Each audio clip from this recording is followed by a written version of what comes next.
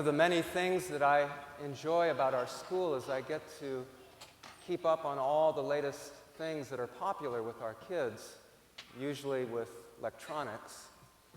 And it reminds me of my own childhood because I remember in 4th grade, I don't know why, but all of the boys in the class had to have the same thing. And there were a number of things that we would get.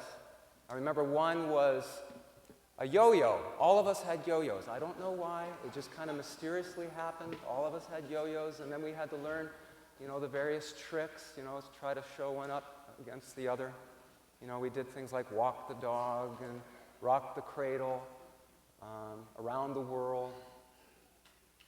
But then just as mysteriously as that fad came, it just as mysteriously left.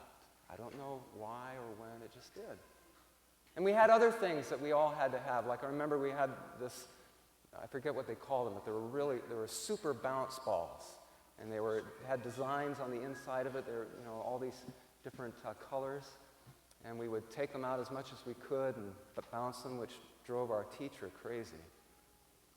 But then there was one, and again, that kind of faded in and then just left on its own. But there was a difference with one of them, and that was, there was a point where we all had to have a rabbit's foot. We all had a rabbit's foot, all the boys, because it would give you good luck. But the thing that was different about that, and with mine, I had a little keychain on it, my house key on it, and I had it for quite a while. But the thing that was different about that from all of the others is that I remember when and why I no longer carried it. It came one day, I took it out, and I said, why am I carrying this? It's never given me good luck. And then it just kind of dawned on me. Take the rabbit, for instance. It wasn't lucky for the rabbit, right? So I got rid of it. But good luck charms have been something that has been a part of humanity from the very beginning. I know where I grew up, the thing was a horseshoe. You had a horseshoe above your door. My mom and dad's best friends had a horseshoe over their door, and when we go there, I always make sure that thing wouldn't fall on my head, But, maybe some of you have mistletoe at Christmas. That's a good luck charm. And what's that old saying? Something old, something new, something borrowed, something new. See, you knew it, right? That goes back to old European and Mediterranean cultures, where they used to believe that if you wore something blue or had a blue ribbon, that would bring you good luck. Or if you would paint the frames of your windows with blue, that it would drive out evil spirits. Well, maybe Jesus should have worn blue in today's gospel, as he had to contend with the evil spirit himself, the devil. It's interesting, right before this story, this begins chapter 4. At the very end of chapter 3 is the story of Jesus being baptized in the River Jordan by John the Baptist. And the very end of that chapter, the last verse, as Jesus is walking out of the water, the dove, which represents the Spirit, is descending, and a voice from on high says, "This is my beloved Son, in whom I am well pleased." Now, this would have been important in in those times of Jesus' day, because whenever someone or something was proclaimed publicly in regards to honor, it always had to be challenged. So Jesus is entering into the wilderness, that very habitat of the spirits. And they hear this from God, this great acclamation of honor. And so naturally, they're going to have to test this theory. And if it is true, they're going to do whatever they can to make Jesus do something that will displease God. And so the temptations begin. You see, this really is a compare and contrast with Jesus, the Son of God, and the people of Israel as the children of God, as the chosen people of God. It's this comparison and contrast. For just as the people of Israel walked through the Red Sea into the wilderness to begin their exodus, Jesus walked through the River Jordan into the wilderness. And just as the people of Israel followed the pillar of cloud by day and the pillar of fire at night, Jesus was led by the Spirit of God into the wilderness. And the number 40 is compared. Whereas the people of Israel wandered in the desert for 40 years, Jesus was in the desert for 40 days. That's where the comparisons end. And now the contrast. Because once the people of Israel were in the desert, they grumbled and complained. They were hungry. They demanded that Moses tell God to give them bread, and so God brought manna down from the heavens. Jesus was hungry, 40 days of fasting. But he didn't grumble. He didn't complain. He wasn't tempted to change the stones into bread. And just as the people of Israel constantly tested God and failed constantly in their faith over and over again,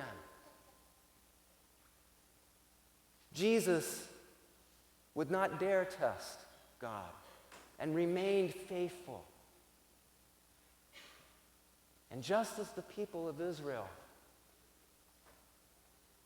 gave in to their worst inclinations, committed idolatry, worshipped the golden calf,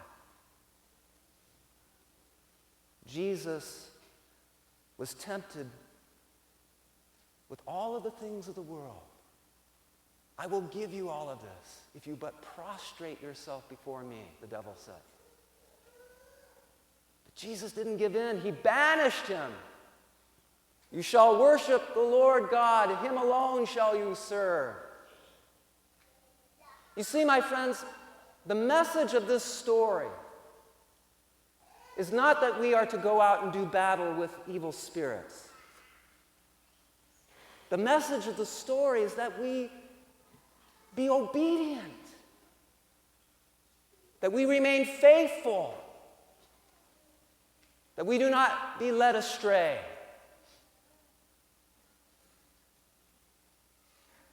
I remember reading a story about a pastor, Methodist pastor from Texas, who wanted to give a visual illustration of this narrative to better explain for his congregation to understand.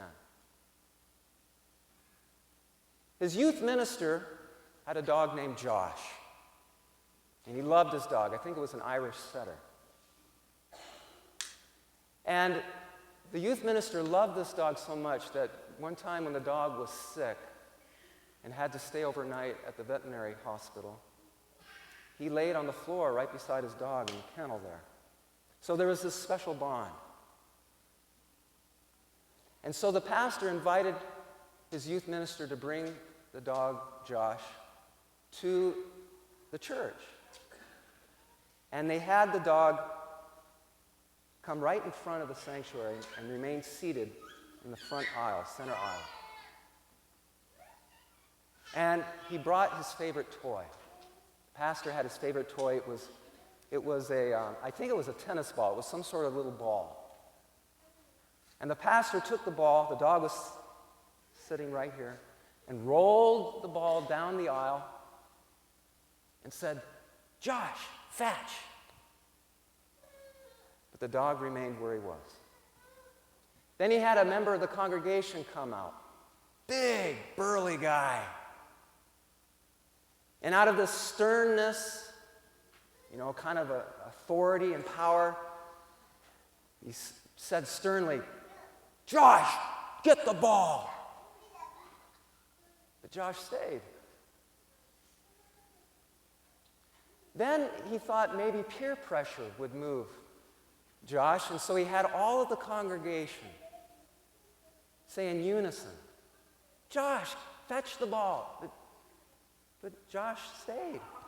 He even had a member of the congregation come out and wave a dollar bill and say, "Josh, you'll be rewarded. You can get treats with this money if you just fetch the ball." But Josh stayed. Then he had a lovely young lady come forward and pet Josh, sweet talk. "Come on, Josh, fetch the ball."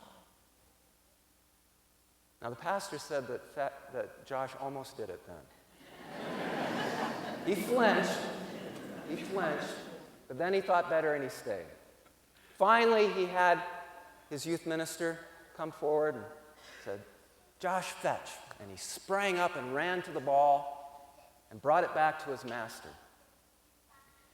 And then the pastor, this is where he began his message. And he said to the whole congregation, "Who do you fetch for? Who is your master?" St. Francis de Sales said once, "Blessed are the obedient, for they will not be led astray." Adam and Eve were led astray in our first reading because they weren't obedient. They succumbed to the voice of that ancient serpent. But Jesus was not led astray because he was obedient. He would not be succumbed by that same ancient serpent who tried to tempt him. It's what St. Paul says in the second reading. For just through the disobedience of one, the many were made sinners. It is through the obedience of one that the many are made righteous. And friends, there are many voices out there in the world that are out there to try to lead us astray. They're clamoring for our attention. They're doing everything they can to make us displeasing to God.